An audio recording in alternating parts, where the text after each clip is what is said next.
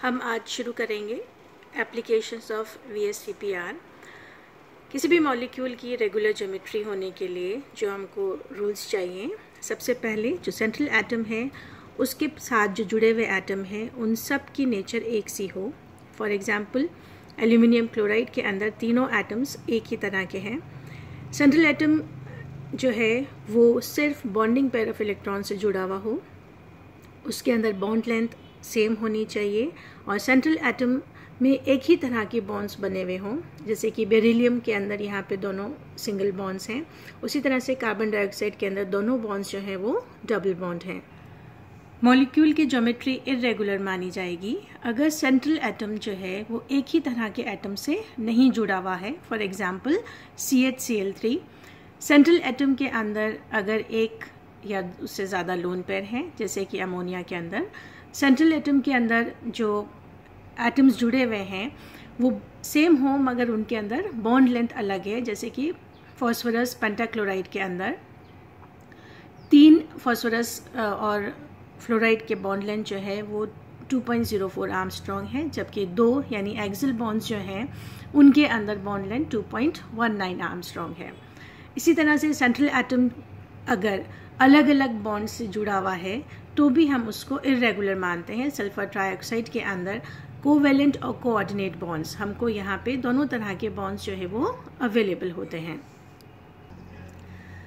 Hybridisation पता करने के लिए 2 फॉर्मूले फटाफट से देख लेते हैं। Half into valence electron plus monovalent atom minus number of cationic charge plus number of anionic charge.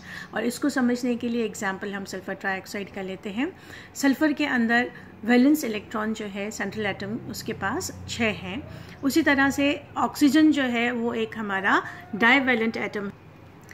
ये एक इम्पॉर्टेंट बात है कि डाईवैलेंट जो होगा वो इस फॉर्मूले में नहीं आएगा। ऑक्सीजन डबल बॉन्ड बनाता है, डाईवैलेंट एटम है, इसलिए उसकी वैल्यू यहाँ पे 0 रहेगी। और इसके अकॉर्डिंगली हम फॉर्मूले को अगर देखें तो हाफ वैलेंस इलेक्ट्रॉन हमारे पास 6 है, मोनोवैलेंट एटम हमारे पास कोई भी नहीं है इसलिए 0, माइनस कोई भी कैटायनिक चार्ज नहीं है, प्लस कोई भी एनायनिक चार्ज नहीं है। तो 6 डिवाइडेड बाई 2 यानी 3। दैट मीन्स इसका हाइब्रिडाइजेशन जो होगा वो sp2 यानी एक s और 2 p के ऑर्बिटल्स से मिलकर के हमारा 3 आंसर मिल रहा है यानी sp3। हाइब्रिडाइजेशन को हम इस तरह से भी देख सकते हैं कि किसी भी कंपाउंड के अंदर उसके अंदर लोन पेयर कितने हैं और उसके अंदर सिग्मा बॉन्ड कितने हैं। अब हम मॉलिक्यूल्स की शेप देखते हैं रेगुलर ज्योमेट्री के केस के अंदर। सबसे पहले हम लेते हैं AB2 टाइप। इसका एग्जांपल है BeCl2। एक लीनियर स्ट्रक्चर इसके अंदर हमको मिलता है जिसके अंदर बॉन्ड एंगल 180 डिग्री है। S और P ऑर्बिटल्स मिलकर के sp हाइब्रिडाइजेशन देते हैं। बेरिलियम के अंदर उसका जो ग्राउंड स्टेट कॉन्फ़िगरेशन है 1s2 2s2। जब एक्साइट किया जाता है एक इलेक्ट्रॉन s का p में जाता है और ये दोनों मिल करके हाइब्रिड ऑर्बिटल बनाते हैं sp का। और अब उसके बाद ये दोनों हाफ फिल्ड ऑर्बिटल्स जो हैं वो फ्लोराइड के हाफ फिल्ड ऑर्बिटल्स के साथ कंबाइन करके sp हाइब्रिड ऑर्बिटल्स हमारा स्ट्रक्चर पूरा बनाते हैं। नेक्स्ट हम देखेंगे AB3 टाइप। एग्जाम्पल BCl3 हम लेते हैं। शेप ट्राइगोनल प्लेनर आती है। बॉन्ड एंगल आपको नज़र आ रहा है 120 डिग्री और ये sp2 हाइब्रिडाइज है। बोरोन का ground state 1s2 2s2 2p1। एक इलेक्ट्रॉन s से एक्साइट होकर के p ऑर्बिटल के अंदर जाता है और s और p के 2 ऑर्बिटल्स मिल करके sp2 हाइब्रिडाइज बनाते हैं ऑर्बिटल्स। और ये हाफ फिल्ड हाइब्रिड ऑर्बिटल्स पे क्लोराइड के हाफ फिल्ड ऑर्बिटल के साथ कंबाइन करके हाइब्रिड स्ट्रक्चर से हमारा कोवैलेंट बॉन्ड कंप्लीट होता है। इस तरह से हाफ फिल ऑर्बिटल क्लोराइड्स के ओवरलैप करते हैं sp2 हाइब्रिड ऑर्बिटल के साथ और हमारे पास sp2 और p के बीच सिग्मा बॉन्ड बनता है। नेक्स्ट हम AB4 टाइप को देखें। एग्जाम्पल हमारा मीथेन टेट्राहेड्रल स्ट्रक्चर है जिसमें बॉन्ड एंगल 109.5 और हाइब्रिडाइजेशन sp3। कार्बन का इलेक्ट्रॉनिक कॉन्फ़िगरेशन हम देखें 2s2 2p के अंदर 2 इलेक्ट्रॉन्स यहाँ पे प्रेजेंट हैं। एक्साइटेड स्टेट के अंदर s से एक इलेक्ट्रॉन जो है वो दूसरे p के अंदर शिफ्ट होता है और sp3 फाइनली जो है वो हाइब्रिड ऑर्बिटल बनते हैं। तो 4 हाइड्रोजन एटम्स जो हैं फिर वो इन sp3 ऑर्बिटल के साथ में ओवरलैप करके स्ट्रक्चर बनाते हैं टेट्राहेड्रल।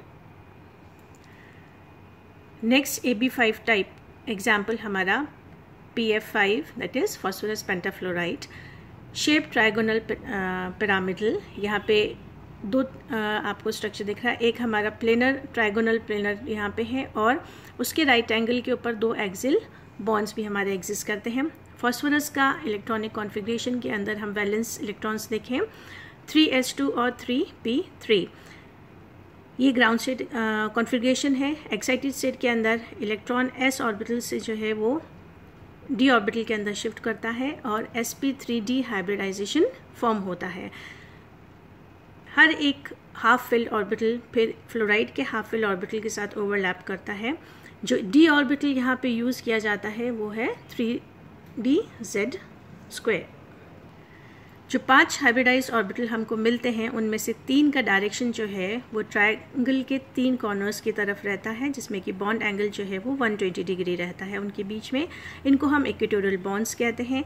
बाकी के 2 ऑर्बिटल्स का डायरेक्शन जो है वो इन इक्वेटोरियल बॉन्ड्स के राइट एंगल पे रहता है, जिसमें कि बॉन्ड एंगल उनका 90 डिग्री रहता है और इनको हम एक्सियल बॉन्ड कहते हैं। एक्सियल बॉन्ड की लेंथ कंपैरेटिवली थोड़ी सी ज़्यादा होती है 2.19, जबकि इक्वेटोरियल बॉन्ड की जो बॉन्ड लेंथ है वो है 2.04। ये लेंथ इसलिए होता है क्योंकि यहाँ पे जो एक्सियल बॉन्ड्स हैं उनको रिपल्जन जो है वो ज़्यादा फील होता है because of the 3 bond pairs of equatorial bonds. तो ये जो 3 ऑर्बिटल इक्वेटोरियल बॉन्ड्स हैं ये इन तीनों का रिपल्जन जो है वो ज़्यादा होता है, जिसकी वजह से इनकी बॉन्ड लेंथ बढ़ जाती है। एंड चूँकि अब यहाँ पे बॉन्ड लेंथ डिफ़र कर रही है इसलिए इसको एक इर्रेगुलर ज्योमेट्री भी माना जाता है। अगर dz² के बदले dx²y² का ऑर्बिटल यूज़ किया जाता है हाइब्रिडाइजेशन में तो ज्योमेट्री की शेप जो है वो स्क्वायर पिरामिडल हो जाती है, मगर ये इसलिए एग्जिस्ट नहीं करता है क्योंकि ये लेस स्टेबल है।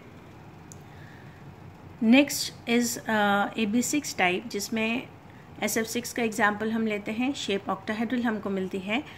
सल्फ़र का इलेक्ट्रॉनिक कॉन्फ़िगरेशन 3s2 और 3p के अंदर 4 इलेक्ट्रॉन्स एग्जिस्ट करते हैं ग्राउंड स्टेट के अंदर। एक्साइटेड स्टेट के अंदर इलेक्ट्रॉन जो है वो s ऑर्बिटल से d में जाता है और एक p ऑर्बिटल से अगले d के अंदर जाता है। तो जो d ऑर्बिटल्स यूज़ किए जाते हैं वो हैं dz² और dx²y²। फ्लोराइड जो है वो आपका 2s2 2p7। sp3d2 ये हाइब्रिडाइजेशन फाइनली बनता है, जिसमें फ्लोराइड के 6 एटम्स जो हैं वो ओवरलैप करते हैं इन sp3d2 ऑर्बिटल्स के हाफ फिल ऑर्बिटल्स के साथ में। इसके अलावा जो दूसरी पॉसिबल स्ट्रक्चर्स हैं वो हैं प्लेनर, हेक्सागोनल और ट्राइगोनल प्रिज्म। बट ये दोनों ज्योमेट्रीज जो हैं वो ज़्यादा स्टेबल नहीं होती, इसलिए प्रेफरेबल शेप जो है वो ऑक्टाहेड्रल होती है। So octahedral geometry is the most stable and bonds जो हैं वो सारे इक्विवेलेंट होते हैं, जिसकी वजह से रिपल्सन फोर्सेस जो हैं वो बराबर और मिनिमम होते हैं।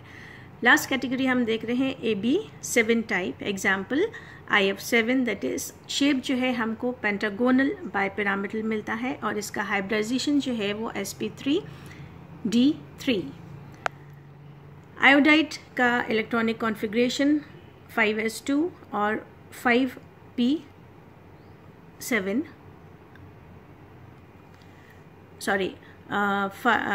5s2 5p5। एक्साइटेड स्टेट के अंदर इलेक्ट्रॉन्स जो है वो d ऑर्बिटल्स के अंदर शिफ्ट किए जाते हैं, एक s से जाता है और 2 p ऑर्बिटल से शिफ्ट होते हैं और हाइब्रिडाइजेशन आपको जो मिलता है दैट इज़ sp3d3। अब जो d ऑर्बिटल्स हम यहाँ पे यूज़ किया जाते होते हैं वो है dxy, dyz और dxz, और ये ओवरलैप करते हैं फ्लोरीन के हाफ फिल्ड 2p ऑर्बिटल्स के साथ में। अगेन ये एक इर्रेगुलर ज्योमेट्री है क्योंकि यहाँ पे जो शेप हमको मिलती है, जो एक्सियल बॉन्ड्स हैं वो कंपैरेटिवली लॉन्गर होते हैं as compare to the equatorial bonds. तो ये एग्जाम्पल्स हमारे सारे रेगुलर ज्योमेट्री के थे और नेक्स्ट वीडियो में हम सारे इर्रेगुलर ज्योमेट्री के मॉलिक्यूल्स को पिकअप करेंगे।